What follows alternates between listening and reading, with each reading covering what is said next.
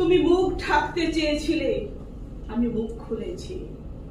তুমি বলেছিলে নারী মানে নীরবতা, আমি উত্তর দিয়েছি আমি বজ্রের কণ্ঠস্বর। তুমি বই পড়িয়েছ, আমি কলম জ্বেলেছি আগুনে। তুমি বলেছিলে জ্ঞান নারীর জন্য নয়, আমি চোখ তুলে নিয়েছি অগ্নিবীণার সুর। তুমি প্রার্থনার নামে বন্দী করেছো আমার স্বপ্ন, আমি প্রার্থনা করেছি মুক্তির জন্য, ঈশ্বরের কাছে নয়, নিজের আত্মার কাছে। তুমি চেয়েছিলে আমি পর্দার আড়ালে মরে যাই, আমি পর্দা ছিঁড়ে সূর্য দেখেছি। আমার দেহ নয়, আমার চেতনা উড়েছে আকাশে, যেখানে কোনো তালিবান পৌঁছতে পারে না।